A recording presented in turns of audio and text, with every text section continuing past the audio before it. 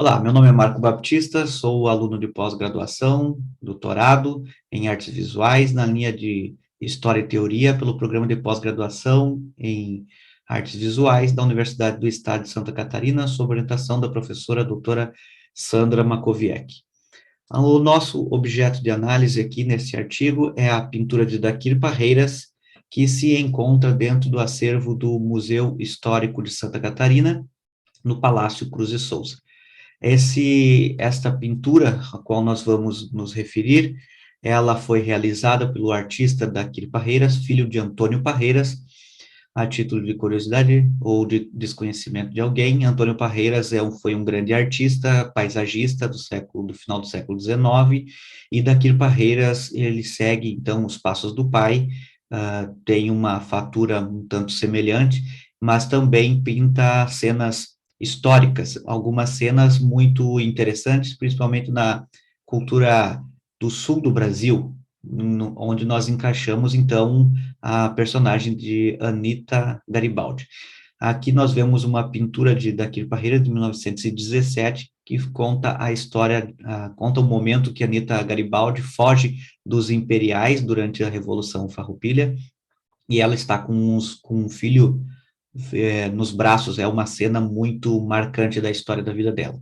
Ao lado temos uma pintura que está dentro do Museu Histórico de Santa Catarina, Palácio Cruz de Souza, aqui em Florianópolis. Essa pintura conta o massacre da família de Dias Velho.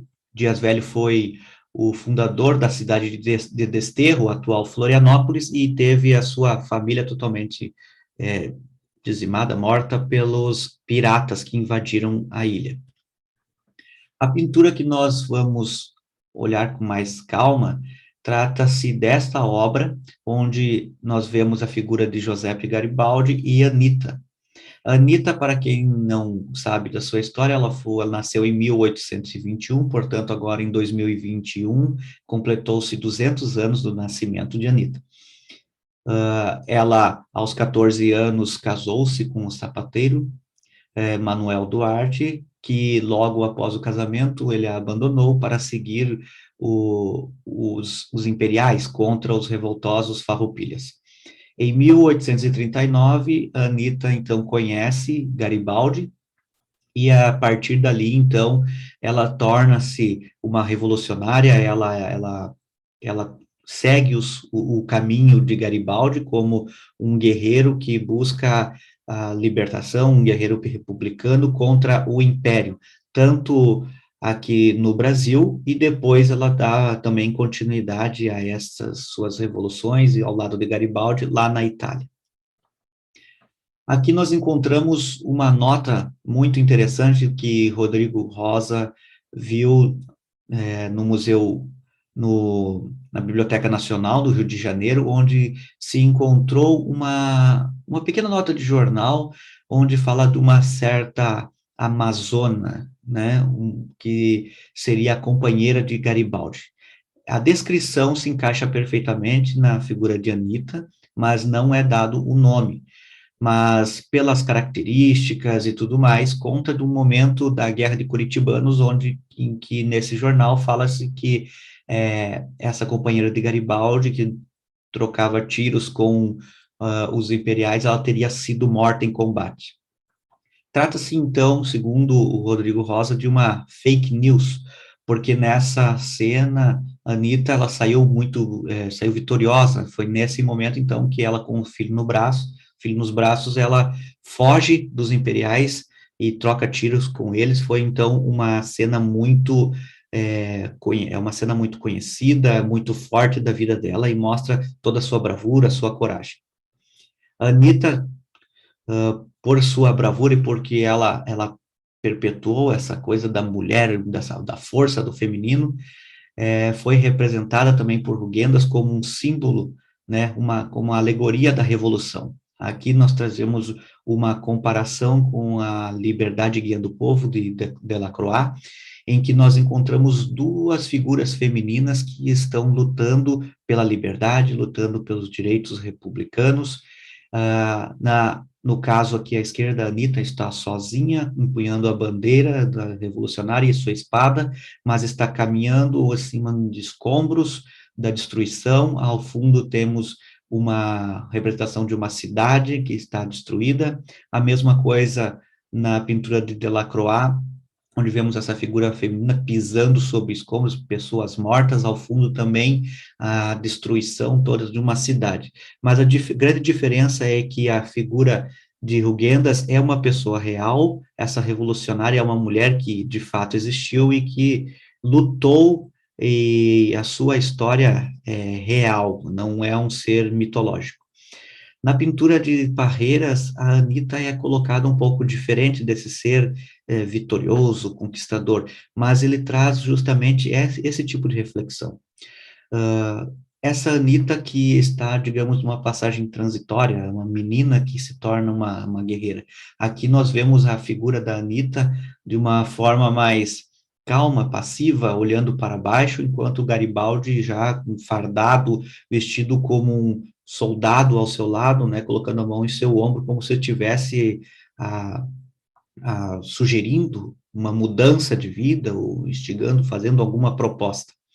O momento que eles se conhecem, um pouco diferente dessa cena, é o Garibaldi, ele avista a Anitta ao longe, na cidade de Laguna, e quando ele entra numa casa lá de uma pessoa que a recebe, ele se depara com a Anitta, então ele faz, assim, de forma muito inesperada, ele encontra a Anitta, e ele se apaixona por ela e faz, então, a proposta para que os dois fiquem juntos, né? A partir dali, então, os dois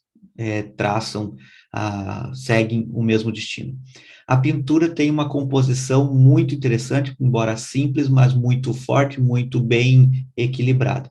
Essa copa da árvore forma um semicírculo, que se nós prolongarmos esse semicírculo, transforma num círculo onde o centro do círculo é justamente a cabeça de Anitta. A Anitta é um personagem central dessa composição. Essa forma triangular foi criada pelos dois corpos, também se direciona para o lado de Anitta. Então, por isso que, embora ela esteja numa atitude mais passiva, na verdade, ela é um elemento muito forte na composição. Nós vemos na composição também a presença da paisagem, desse infinito que se projeta, que chama o olhar, a presença de um vaso, né, como um elemento que transmite a ideia, digamos, de uma pessoa que está fazendo seus afazeres, e uma rosa na mão, uma flor que está na mão, que é algo muito interessante para nós pensarmos na questão do feminino, da fragilidade, e que também é algo que foi usado de alguma forma, esse mesmo pensamento ultrapassou 2 séculos, ou melhor, 1 século, depois da pintura de Parreiras, e através do projeto Uma Rosa para Anitta, as rosas se tornaram um símbolo de Anitta. Então, é como se a rosa saísse da tela e ganhasse vida para representar a Anitta. Aqui nós temos alguma imagem desse projeto, onde a bisneta de Anitta Garibaldi vem para o Brasil plantar uma rosa. Essa rosa foi desenvolvida por um botânico italiano e com a ajuda de universidades. Ela é um híbrido que não pode ser vendida, ela tem características próprias, assim, ela representa a Anitta e ela é única, é uma rosa que não pode ser reproduzida, e tornou-se um símbolo dessa passagem da Anitta pelos 2 mundos, tanto na Europa quanto na América. Aqui nós vemos alguns monumentos que eu reforço a importância de Anitta para a história, para a memória local. A questão da rosa, eu retorno também, porque a rosa tornou-se um monumento justamente dessa figura. A pintura tem muito mais, sugere-nos muito mais reflexões, muito mais debates sobre essa questão de como nós vemos a Anitta, da questão da guerreira, mas também da mulher, da fragilidade, da força, e aqui eu deixo aberto para novas interpretações, para novas compreensões. Segue, então, a bibliografia e o meu muito obrigado.